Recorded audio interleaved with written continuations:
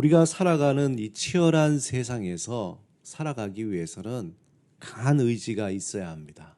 마음을 단단히 먹고 살아가야 정말 이 어렵고 힘든 세상을 살아갈 수 있죠. 그렇게 강한 의지가 있어야 살아가는 것처럼 더욱이 그리스도인들에게서는 이 세상의 가치를 거부하고 하나님의 뜻을 따라 살아가기 위해서는 또한 강한 믿음의 의지가 있어야 합니다. 저는 이러한 믿음의 의지를 믿음의 근육이라 이렇게 표현하고 싶습니다. 믿음의 근육. 우리가 예수 밖에 있을 때는 우리가 살아가는 데 있어서 굉장히 강한 의지를 발휘하는 데 하나의 동기가 있죠. 그것은 세상의 성공입니다. 세상의 성공을 위해서 우리는 강한 의지를 가지고 살아가요. 또 마음의 근육을 단단히 먹고 살아갑니다. 약작같이 힘을 다해서 분주하지만 매일매일 그렇게 살아갑니다.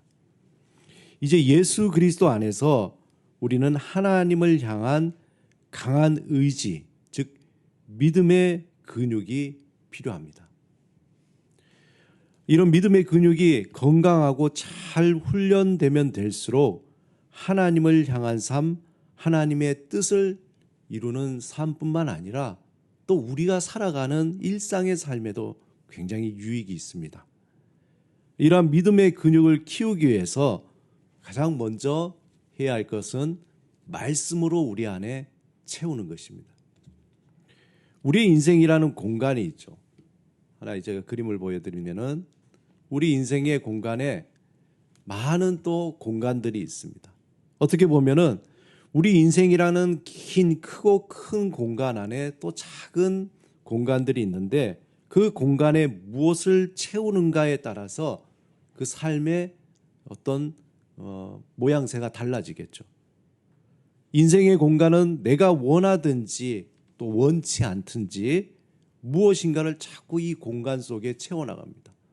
10대 때 공간, 20대 때 공간, 30대, 40대, 또 오늘의 공간, 또 내일의 공간, 그 공간 안에 우리는 매일매일 살아가면서 무엇인가를 채워나갑니다. 아침에 눈을 뜨면서 우리는 무엇인가를 채워나가기 시작합니다. 그리고 잠이 들 때에 나도 모르게 삶에는 세상의 온갖 것들로 다 채워져 있음을 발견하게 되죠.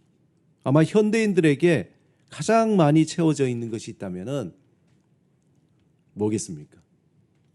한마디로 스트레스죠. 매일매일마다 우리의 공간 속에는 빠짐없이 이 스트레스가 채워지죠. 그렇게 삶이 주는 스트레스를 뒤죽박죽 채우다 보면은 우리의 삶은 점점점 무거워지기 시작해요. 그래서 감당할 수 없는 무게로 모든 것을 정말 포기하고 싶을 때가 있어요. 하나님도 원하고 또 우리도 간절히 원하는 인생은 이렇게 무게가 나가는 그런 스트레스로 가득한 삶은 아니잖아요.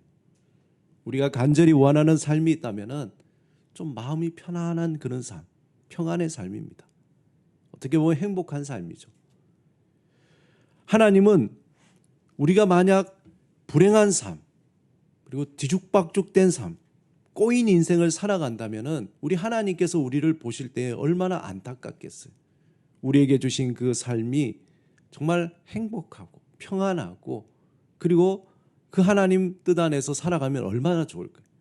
그렇지 못한 우리의 삶을 바라볼 때 하나님은 너무도 안타까워하시는 거예요. 그러므로 하나님은 우리 삶이 좋은 것들, 필요한 것들, 우리 인생에 있어서 그 공간에 꼭 맞는 것들을 채우는데 우리를 도와주시길 원하십니다. 그러면 그것이 어떻게 가능할까? 그 처음 시작은 내 삶의 공간에 예수 그리스도를 구원자로 또 주인으로 모실 때에 그러한 삶이 시작이 되는 겁니다. 그리고 날마다 예수 그리스도와 동행하면서 우리의 삶을 함께 의논하는 그러한 삶. 날마다 우리 삶에 무엇을 채워야 할지 또 무엇을 채우지 말아야 할지 하나님의 말씀에 기울여 갈 때 그 기울일 때에 우리의 삶은 하나님이 원하시는 그러한 좋은 것들로 채워지기 시작합니다. 하나님이 우리에게 들려주시는 지혜의 말씀을 듣기를 간절히 사모하면서 날마다 말씀으로 우리의 마음의 공간을 먼저 채울 때에 우리의 마음의 근육은 조금씩 단단해지기 시작합니다. 하나님의 말씀, 바로 성경은 하나님의 감동이요, 다시 말해서 하나님의 숨결로 만들어졌다는 거예요. 그러므로 우리가 날마다 이 말씀을 우리 안에 채울 때에 생명의 숨결, 지혜의 숨결을 들이마시는 겁니다.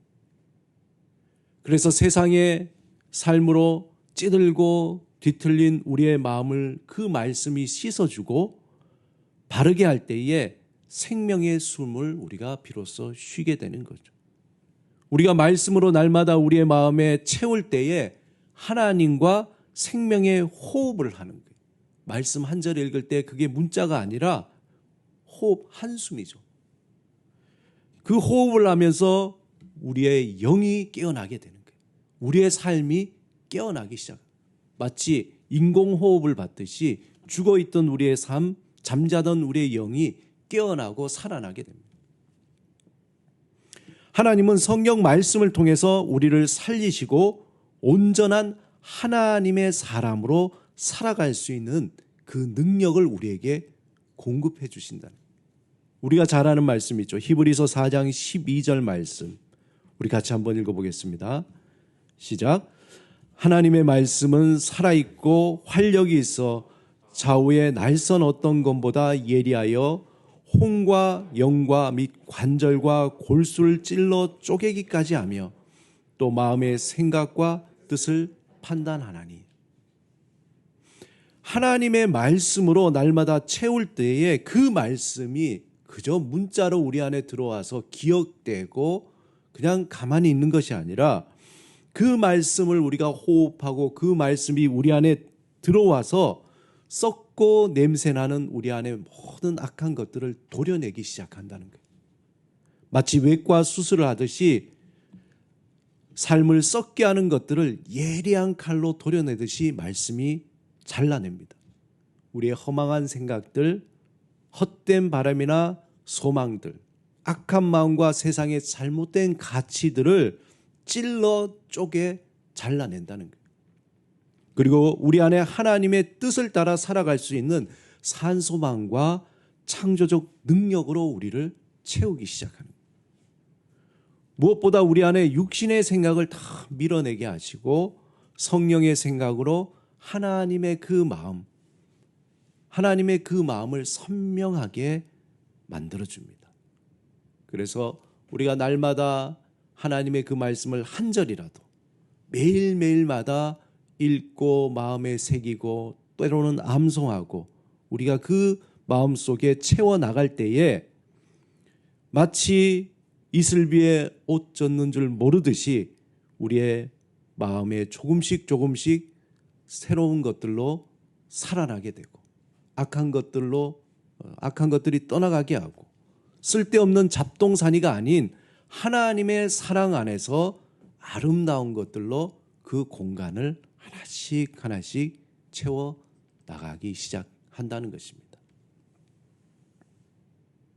두 번째로 하나님의 뜻을 이루는 믿음의 근육을 우리가 단단하게 키우기 위해서는 우리 안에 헛된 욕심과 헛된 소망을 비워야 합니다.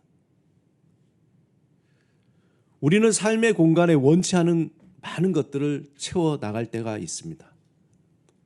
그때는 참 이게 소중한 것이라고 생각하고 물건을 샀는데 일주일 지나고 2주일 지나 보니까 별로 필요가 없는 거예요. 그중에 가장 대표적인 게 뭡니까? 러닝머신. 정말 필요해서 이것만 사면 내가 이번에는 반드시 살을 뺄 수 있다. 막 유산소 운동을 해서 정말 건강검진 받았는데 온갖 나쁜 것들을 다 이겨낼 수 있다.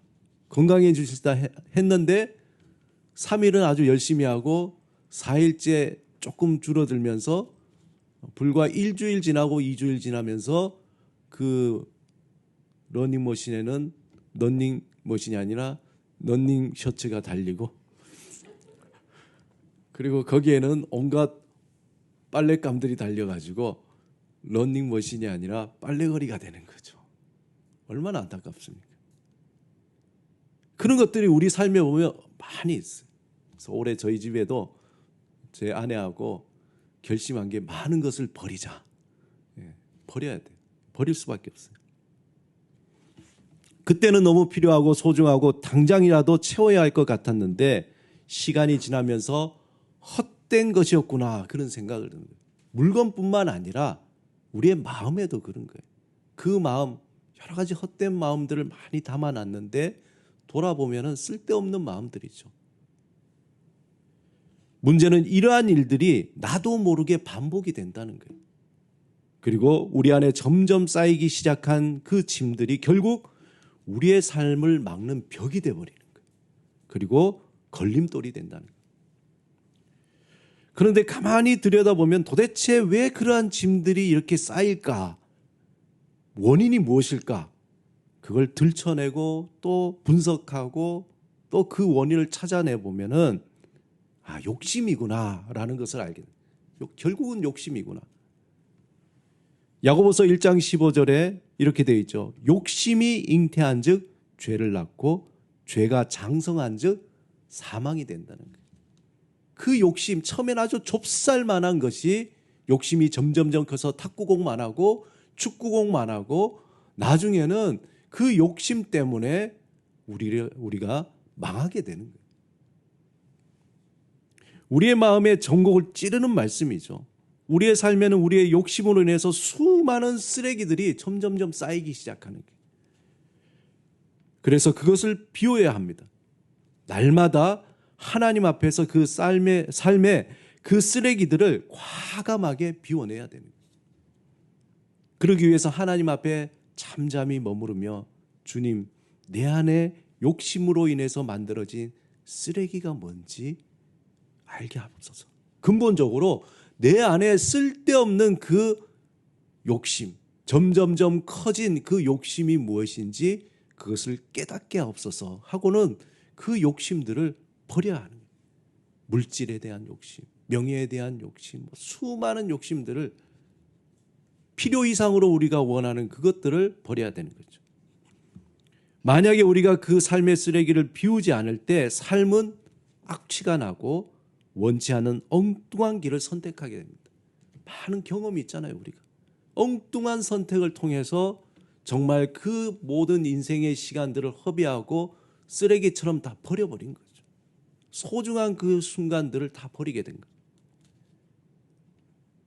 그래서 이러한 욕심을 비우는 시간은 최소한 하루에 2번 정도 가져야 됩니다. 먼저 우리는 하루를 열기 전에 하나님 앞에서 우리의 삶을 맡기며 우리의 길을 가기 위해 내 안에 마음의 비움의 시간을 가져야 합니다. 시편 143편 8절에 보면은 아침에 나로 하여금 주의 인자한 말씀을 듣게 하소서. 내가 주를 의뢰함이이다. 내가 다닐 길을 알게 하소서. 내가 내 영혼을 주께 드림이니이다. 우리가 하루를 시작하기 전에 하나님, 주님의 말씀으로 나를 채우고 오늘 하루 동안 세상의 헛된 욕심과 헛된 소망을 따라 살지 않게 하소서. 우리의 마음을 하나님 앞에서 비워야 합니다. 또한 하루를 닫기 전에 하루 동안 수북히 쌓여 놓았던 수많은 삶의 쓰레기를 하나님 앞에서 비우는 시간이 필요합니다. 세상이 우리에게 쌓아놓은 온갖 쓰레기들이 있잖아요. 내가 원치 않아도 자신에 대한 원망과 실망과 또 사람에 대한 미움과 시기와 질투, 욕심들, 일에 대한 염려와 걱정과 두려움을 다 비워내야 돼요. 우린 그것도 모르고 그냥 하루 지나면서 피곤하다고 그냥 자버리면은 그 모든 쓰레기들이 차곡차곡 쌓이는 거예요. 나중에 어떻게 됩니까? 그것이 각질화되죠. 그리고 결국은 하나님과 우리 사이를 멀어지게 하는 담으로, 벽으로 만들어버립니다. 그래서 왜 하나님 나를 도와주시지 않아요? 왜 하나님 나에게 그렇게 잘못하셨습니까? 그런 식으로 우리에게 하나님에 대한 벽으로 변하게 된다는 거예요. 여러분, 하늘의 별을 가장 잘 볼 수 있는 곳이 어딘 줄 아세요? 하늘의 별. 어디에 가면 잘 볼 수 있을까요? 하늘의 별을 가장 잘 볼 수 있는 곳은 사막입니다. 사막. 왜 사막입니까? 사막에 아무것도 없잖아요.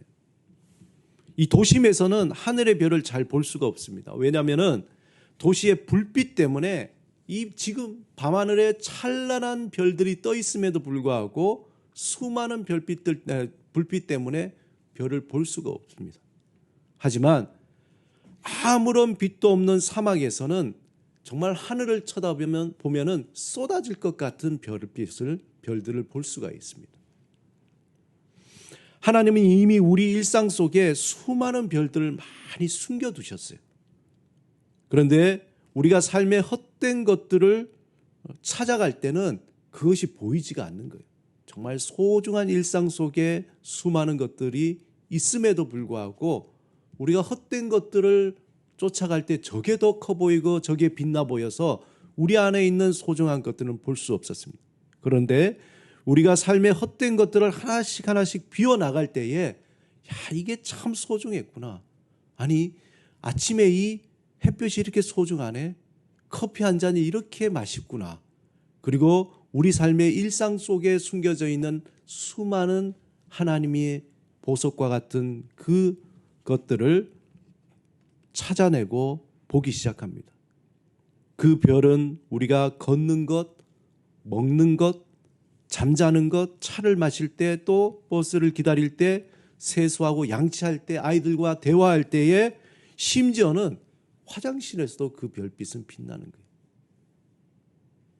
우리의 삶을 비울 때에 그 별을 볼 수 있는 시력을 마침내 우리는 회복하게 되는 거예요.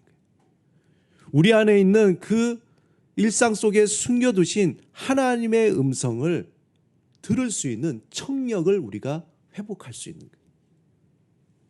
우리 삶의 그 헛된 것들을 비울 때 비로소 하나님의 그 아름다운 향기를 맡을 수 있는 후각을 회복할 수 있는 겁니다. 그래서 날마다 나의 삶을 하나님 앞에서 비워나가야 돼요. 조금씩 조금씩 비워나가요. 그 시간을 마련해야 됩니다. 그때 비로소 우리가 가야 할 길을 보이기 시작하는 거죠. 보게 되고 듣게 되고 냄새 맡게 되고, 그래서 이것이 정말 바른 길이구나, 이것이 정말 바른 소리구나, 이것이 정말 바른 향기구나. 그 길을 따라서, 그 소리를 따라서, 그 향을 따라서 우리는 바른 선택으로 한 발 한 발 걸어갈 수 있게 되는 거죠. 그리고 그 길을 갈 때에 우리에게 참되고 새로운 길이 하나씩 열리게 되는 겁니다. 하나님은 우리 삶의 공간에 머무시기를 원하십니다. 하지만 우리 삶의 공간에 우리의 욕망과 야망과 미움과 시기와 거짓과 헛된 것으로 채워져 있다면 하나님이 머물 수 있는 자리가 없잖아요. 날마다 하나님 앞에서 우리의 삶의 헛된 욕심과 헛된 소망을 비우시기 바랍니다. 그리고 잠잠히 정직하게 하나님 앞에서 우리의 삶에 필요 없는 것들이 정말 무엇인지 알려달라고 간절히 기도해야 합니다. 하나님, 정말 우리에게 필요 없는 것이 무엇입니까?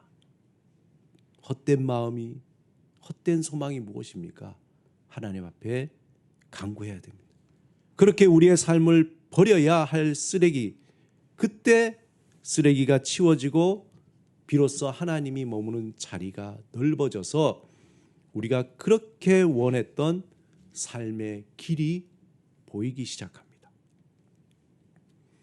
세 번째, 하나님의 뜻을 이루며 믿음의 근육을 키우기 위해서는 하나님의 사랑 안에 머물러야 됩니다. 사도 바울은 갈라디아서 6장 17절에 이렇게 고백합니다. 우리 다 같이 한번 읽어보겠습니다. 시작. 이후로는 누구든지 나를 괴롭게 하지 말라. 내가 내 몸에 예수의 흔적을 지니고 있노라. 바울은 자신 몸에 예수의 흔적이 있다고 그랬어요. 이 표현을 다르게 설명하면 바울은 자신이 살아오면서 겪은 모든 환난과 고난과 고통과 아픔 속에서 믿음으로 하나님을 의지하고 그리스도의 사랑에 뿌리 박히며 자신의 삶 속에 수많은 예수의 문신이 있다는 거예요. 여기서 흔적은 스티그마거든. 스티그마. 이 스티그마는 그 당시에 살로 불에 태워서 새겨진 표시인 거예요. 노예들을 주인이 이 노예는 나의 것이다 할 때 자기 집안의 문양을 새겨서 지지는 거예요. 그게 스티그마. 노예를 위한 표식인 거죠. 바울은 자신을 그리스도의 종이라고 표현하기 위해서 이러한 표현을 쓴 거예요. 나는 그리스도의 종이라는 거예요. 그 표식이 나에게 있다는 거예요. 그 흔적이 나에게 있다는 거예요. 그런데 흥미로운 것은 갈라디아서 6장 17절에 거기서 흔적이라고 할 때에 그냥 스티그마가 아니라 원문에 스티그마타라고 돼요. 복수로 되어 있습니다. 복수로. 무슨 얘기입니까? 이것은 단순히 그리스도의 종이라기보다도 바울이 그동안 살아오면서 자신의 삶 속에 스며들어 새겨진 그리스도 안에 있는 주님의 그 사랑의 흔적들이라는 거예요. 내가 힘들고 고통스럽고 어려울 때마다 주님께서 나에게 사랑으로 새겨주죠. 너는 나의 사랑의 종이다. 사랑의 종이다. 하나씩 하나씩 새겨주신 거죠. 여러분, 우리의 삶은 그리스도의 사랑 안에서 그 사랑의 너비와 길이와 높이와 깊이를 알면 알수록 우리의 삶은 더욱 명확하게 되는 거예요. 우리의 삶이 모호하다는 것은 우리가 누구인지 모르는 거예요. 내가 누굴까? 정체성에 대한 문제. 어떻게 살아야 할까? 또 삶의 이유와 목적이 모호하기 때문에 우리의 삶이 모호한 거예요. 바울은 예수 그리스도 안에서 자신이 하나님의 사도요, 종이라는 정확한 정체성, 다시 말해서 하나님의 자녀이고 하나님의 사랑받는 자라는 정확한 정체성을 갖게 돼요. 어떻게 살아야 하는가?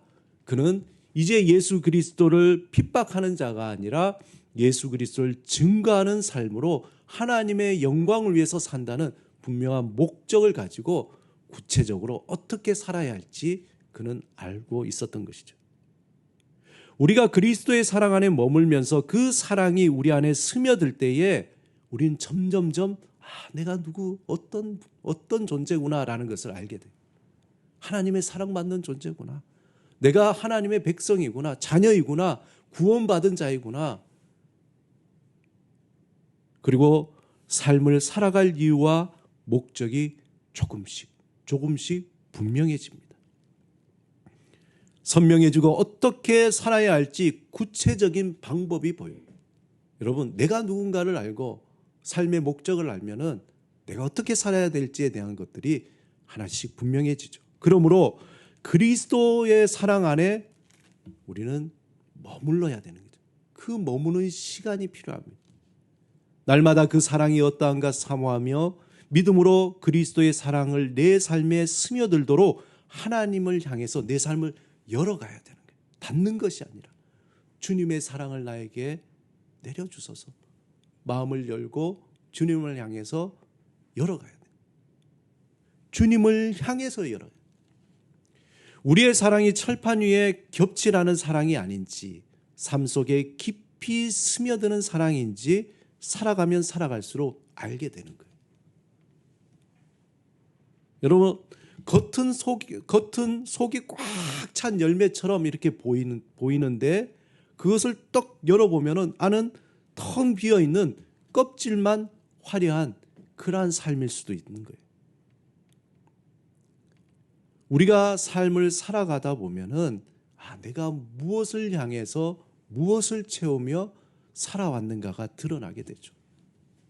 역사의 종말이 가까이 오면 올수록 하나님 앞에서 알곡과 가라지가 구분이 되는 거예요. 자연스럽게 그렇게 드러나는 거예요. 처음에는 어느 것이 알곡인지 어느 것이 쭉정이인지 모르지만 가라지인지 모르지만 시간이 가면 갈수록 그것은 분명하게 드러나는 거예요. 무슨 이야기입니까? 개인의 삶도 마찬가지예요. 그가 무엇을 지향하며 살아왔는지 그것은 그 사람에게 물어볼 필요가 없어요. 그냥 시간이 해결해 주는 겁니다. 하루 이틀 1년 2년 그 삶이 지나면서 저 사람은 저걸 위해서 살아왔구나. 우린 많이 보잖아요. 저는 개인적으로 어떤 목회자 참 젊어서 존경했던 목회자인데 그 목회자를 때문에 어떻게 보면은 제가 목회를 또 더 결심했다고 생각했던 그 목회자가 나이가 들고 시간이 지니까 너무 실망스러운 모습. 도대체 저분이 왜 저렇게 됐을까? 한편 생각하면은 그 마음에는 그분이 숨겨뒀던 지향, 방향이 있었던 거예요. 시간이 지나면 지날수록 그 열매가 드러나는 겁니다. 그것은 숨기고 싶지만 숨길 수가 없어요. 또한 그 삶이 그리스도의 사랑 안에 머물며 살아온 삶인지 아닌지 그 삶의 고난에 부딪힐 때 알게 되는 거예요. 그때 드러나는 거죠. 그리스도의 사랑 안에 뿌리가 박힌 삶은 흔들리지 않습니다. 하지만 뿌리가 없거나 약한 삶은 이내 흔들려 뽑히게 되는 겁니다.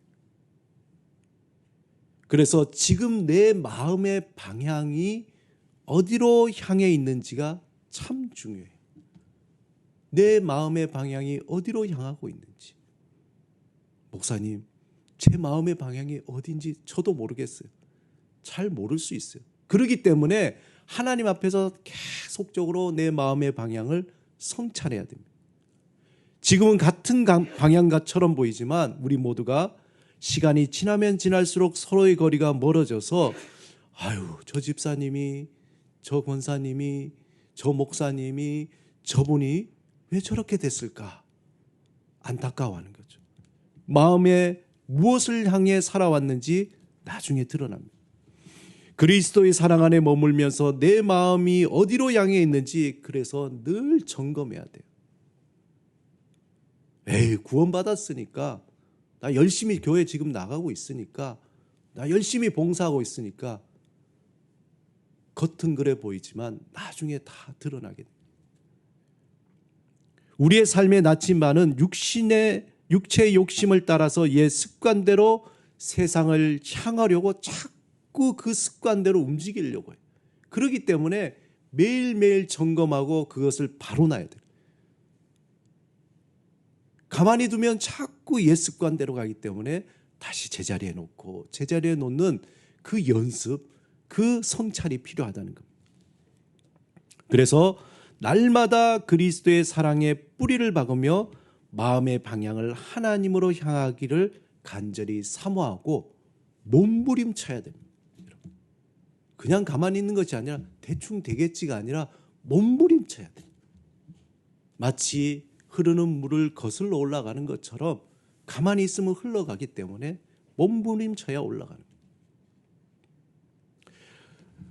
세 번째, 하나님의 뜻을 이루는 믿음의 근육을 키우기 위해서는 네 번째, 나의 시간과 물질과 재능을 필요한 곳에 흘려보내야 합니다. 바울은 하나님 앞에서 그리스도의 향기라는 오늘 본문의 독특한 표현을 하고 있어요. 이 말은 사람들이 그리스도의 냄새를 맡으며 그리스도를 알게 하신다는 거예요. 하나님이 우리를 통해서 하나님의 그 향기를 맡게 한다는 거예요. 우리가 있던 자리, 그 삶의 현장에서 우리를 통해서 그리스도의 향기가 날리도록 원하신다는 거예요. 오늘 본문 16절, 17절 우리 같이 다시 한번 읽어보겠습니다. 시작. 이 사람에게는 사망으로부터 사망에 이르는 냄새요, 저 사람에게는 생명으로부터 생명에 이르는 냄새라. 누가 이 일을 감당하리요? 우리는 수많은 사람들처럼 하나님의 말씀을 혼잡하게 하지 아니하고 곧 순전함으로 하나님께 받은 것 같이 하나님 앞에서와 그리스도 안에서 말하노라. 여기 본문에 수많은 사람처럼 하나님의 말씀을 혼잡하게 한다는 그 원문의 뜻은 당시에 하나님의 이름으로 말씀으로 밥벌이 한다라는 말이에요. 우리에게는 그리스도의 향기가 나기 때문에 세상 사람들이 우리를 꺼립니다. 그들이 원하는 향기가 아니에요. 다가가면 돈 냄새가 나야 되는데 돈 냄새가 안 나. 여러분, 돈 많이 가지고 있으면요, 사람들이 냄새 맡고 온다 그러잖아요. 우리에겐 돈 냄새가 안 나니까 재미가 없는 사람들이죠. 좀 나면 좋겠는데. 오늘 본문 16절에 이 사람에게는 사망으로부터 사망에 이르는 냄새요 라는 표현이 있죠. 이 말은 우리가 가진 그리스도의 향기가 세상 사람들에게는 죽음의 악취 같은 냄새를 거꾸로 맡는 거예요. 악취가 되고 구원받는 사람들에게는 감미로운 생명의 향기가 되는 거예요. 어떤 사람에게는 정말 이 사람을 만났더니 정말 이 무더운 날에 소나기처럼 시원함이 있구나. 뭔가 향기가 있구나. 그런데 어떤 사람들은 재미없어 저 예수쟁이들. 정말 그렇다는 거죠. 우리가 살아가는 현실에서 그리스도인의 향기를 가지고 산다는 건 쉬운 일이 아니에요. 오히려 그 냄새를 숨기고 싶고 그 냄새가 드러나지 않도록 애를 쓰는 게 현실인 거 아닙니까? 하지만 그 냄새는 어쩔 수 없이 흘러가요. 우리가 그리스도 안에서 말씀으로 채우고 우리의 욕심을 비우고 하나님의 사랑 안에 머무를 때에 나도 모르게 냄새가 나는 걸 어떻게 해요? 숨길 수가 없어요. 여러분, 청국장 먹고 나오면 무슨 냄새가 나요? 청국장 먹고 나오면 청국장 냄새가 나는 거죠. 고기 구워 먹고 나오면 고기 구우면 그 순 냄새가 나는 거죠. 그걸 어떻게 숨기겠어요? 내가 먹고 내가 취한 것들은 자연스럽게 그 냄새가 나는 거죠. 말씀을 채우고 욕심을 비우고 사랑 안에 머무는데 당연하게 예수 그리스도의 향기가 날 수밖에 없죠. 안 난다면은 그게 이상한 거죠. 말씀으로 채우지 않거나 욕심을 비우지 않거나 사랑 안에 머무르지 않는다는 거죠. 그러므로 오히려 하나님 앞에서 온전히 그 냄새를 흘려보내는 삶을 선택하는 게 지혜로운 거예요. 예수 믿으면서. 우리의 인생이라는 공간에 말씀으로 채우고 날마다 우리 안에 욕심을 버리고 하나님 앞에 머무르는 삶을 살아갈 때에 세상이 줄 수 없는 신선한 생명의 향기를 날리면서 살게 됩니다. 바로 그리스도인의 진한 향기를 날리며 살게 된다는 겁니다. 우리가 남을 나보다 더 낮게 여기고 미움과 시기보다 다른 사람을 용서하고 용납할 때에 그리스도의 진한 향기가 나게 되는 거예요. 그 향기를 날리기 위해서 우리는 좀 더 구체적으로 우리의 시간을, 우리의 물질을, 우리의 열정을 필요한 곳에 나눠줘야 돼요. 말로 하는 것이 아니라. 우리가 그리스도 안에서 향기를 날리는 그 향기는 세상 사람들을 매혹하기 위한 그런 향기가 아니에요. 그리스도의 향기는 우리의 삶의 섬김과 헌신과 나눔의 삶을 살기를 사모할 때에 그때 더욱더 진한 향기가 사람들에게 전파되는 것입니다.